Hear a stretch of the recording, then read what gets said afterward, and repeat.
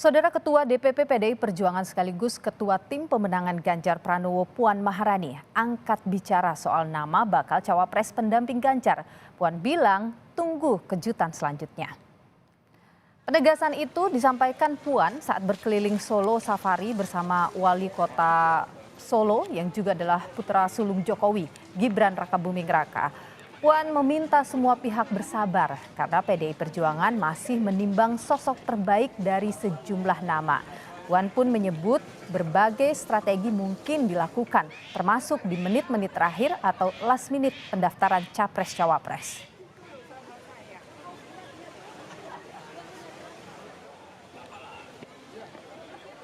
Ini kan saling tunggu sepertinya. Sabar.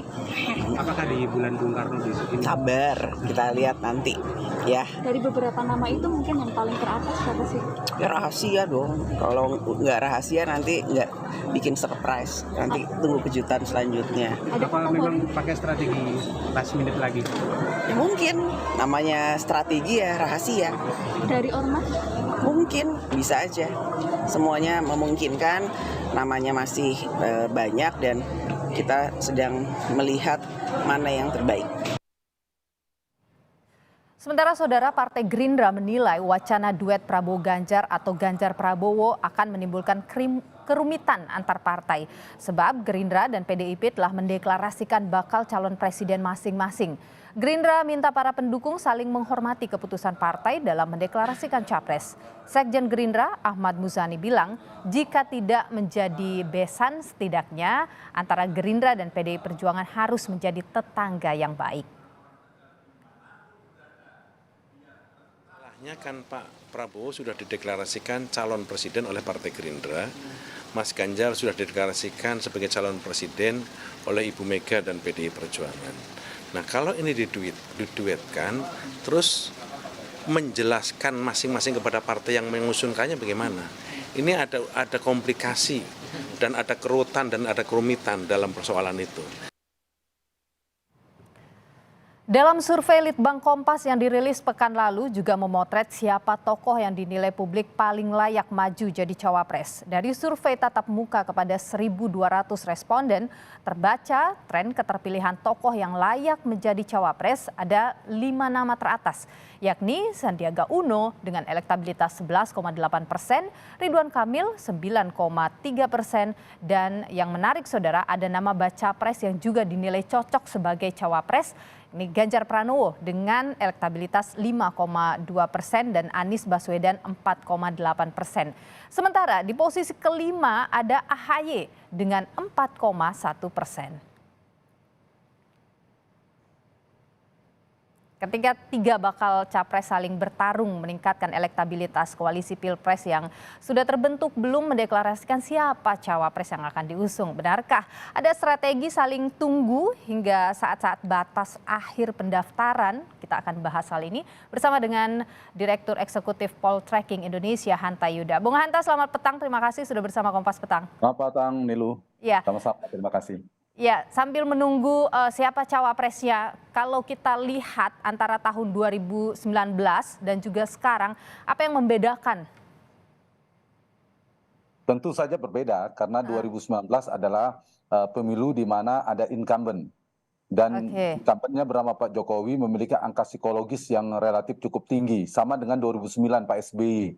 Angkanya cukup tinggi, bahkan SBY pada saat itu di atas 60%, sehingga lebih leluasa Nilu untuk menentukan siapa cawapresnya, tidak begitu determinan posisi cawapres. Sementara 2024, 2014 dan 2004 Pilpres periode pertama di mana tanpa incumbent, maka faktor atau variabel cawapres menjadi penting.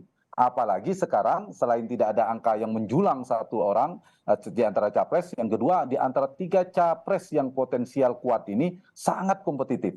Dari berbagai macam survei, misalnya Prabowo dan Ganjar tidak bisa disimpulkan siapa yang lebih unggul. Mereka tertinggi tetapi saling salib yang jaraknya di margin of error. Kemudian disusul dengan Anies Baswedan. Ketiganya punya peluang, karena itulah perbedaannya tadi menyebabkan posisi cawapres sangat penting dan menentukan. Keliru menentukan cawapres bisa menjadi blunder politik, bagian dari awal kekalahan. Sebaliknya kalau tepat memilih cawapres bisa menyolidkan bangun koalisi sekaligus menjadi potensi untuk menang. Oke, tapi kalau Anda melihat bagi ketiga bakal calon presiden ini yang paling aman, mereka memilih dari struktur partai atau di luar dari itu misalnya?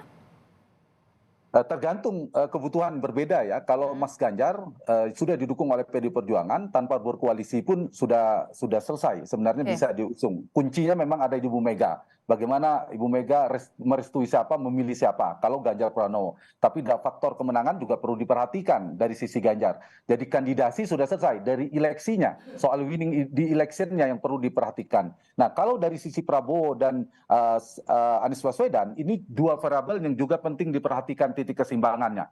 Antara mencari si cawapres yang memiliki pemegang boarding pass, tiket partai, atau juga mengimbanginya dengan seorang cawapres yang kontributif secara elektoral, pemilik elektabilitas. Nah, dua hal ini yang harus dipegang.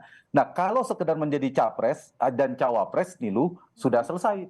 Pak Prabowo dengan Caimin tinggal deklarasikan, Mas Anies dengan AHY, Mas AHY sudah dideklarasi sudah bisa. Tetapi menurut saya tidak cukup menjadi kandidat, tapi mereka juga harus mengkalkulasi potensi kemenangan. Karena itu menurut saya kalau melihat potensi kemenangan harus dilepaskan, bukan soal partai dan non partai. Dan kemungkinan dari data-data tadi survei kita lihat adalah figur-figur non partai tampaknya relatif lebih kompetitif secara elektoral, secara elektabilitas. Tetapi di saat yang sama harus punya akseptabilitas, tingkat penerimaan dari partai politik, dari pemilik boarding pass. Anies dari non partai barangkali bisa mempertimbangkan antara AHY dan Khofifah, tapi AHY dari partai bisa lebih oke karena non partai dan partai. Kalau Prabowo dari partai politik mungkin dari non partai akan lebih dominan dipertimbangkan. Yang menguat saya lihat antara Caimin ya pemegang boarding pass dan Erick Thohir belakangan disebutkan juga yang dari non partai. Nah, mungkin dari non partai bagi Prabowo mungkin akan lebih dipertimbangkan. Tapi kalau melihat situasinya sekarang di partai politik dan juga koalisi yang bergerak begitu, Anda melihat mungkinkah partai-partai koalisi itu akan menerima kalau ternyata itu di luar dari partai politik? Justru bisa menjadi titik tengahnya, jalan tengah. Saya kasih contoh misalnya Prabowo. Prabowo ada dua partai yang akan bergabung yang sama kuat. Satu PKB sejak awal, pemegang boarding pass-nya, tiketnya adalah Caimin. Yang kedua ada Golkar yang katanya juga akan bergabung bersama Prabowo yang sudah diputuskan oleh Partai Golkar, capres bahkan adalah Pak Erlangga. Nah, posisi cawapres itu diperebutkan kedua-duanya. Nah, bisa jadi keduanya bukan menjadi pilihan, jalan tengahnya karena sama-sama bertarung untuk mendapatkan insentif elektoral berupa kotel efek ekor jas, maka mereka menyerahkan akhirnya kepada non partai kalau begitu.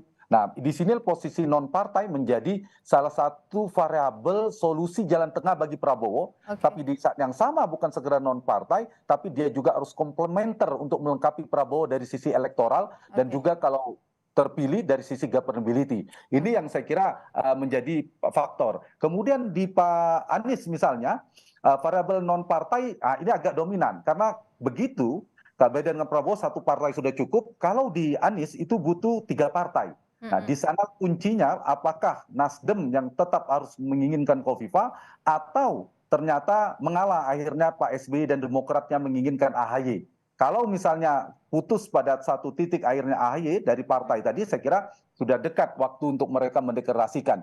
Sementara Ganjar Pranowo mungkin lebih leluasa dari figur-figur non partai. Tidak membutuhkan tambahan tiket. Ada nama misalnya ada Sandiaga Uno, Erick Thohir, disebutkan di sana ada Pak Mahfud MD yang juga seniornya NU, belakangan ada Pak Nazaruddin Umar dan lain sebagainya. Oke, Bu Hanta, apakah sekarang ini kalau kita bicara sosok cawapres itu lebih cenderung mungkin akan mampu membantu mendongkrak elektabilitas itu dari sosok muda atau religius? Tergantung pada ukuran dari sisi ini ya, data elektoralnya dan profil si capresnya. Keduanya penting.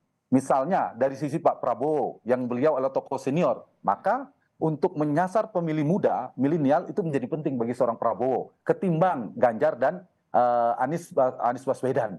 Nah, Anies misalnya kelompok religius dia cukup kuat misalnya di kelompok Islamis perkotaan Meskipun bisa mencari dari sisi tokoh nasionalis, tapi juga dari basis Islamis tradisionalis seperti NU. Jadi ini tergantung kebutuhannya. Yang sifatnya komplementer. Kalau saya ditanya apakah dua-duanya penting, penting kedua-duanya. Yang penting dia melengkapi. Misalnya Pak Prabowo sudah militer, wakilnya jangan militer dong, berarti harus sipil. Pak Ganjar dan Pak Anies bisa dua opsi, sipil atau militer.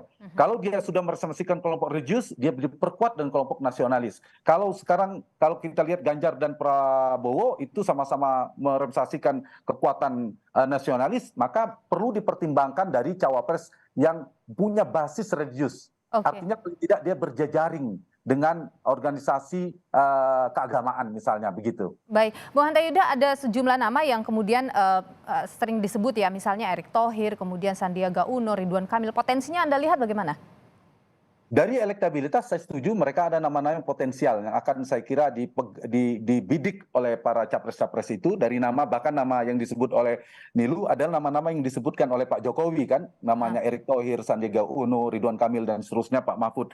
Nah ini saya kira saya jawab pertanyaan yang tadi pertama saya disampaikan tadi, yaitu apakah ada bedanya 2014, 2024 mendatang. 2024 ini faktor elektabilitas penting, maka nama-nama yang tadi disebutkan saya kira akan dibidik, akan dipertimbangkan.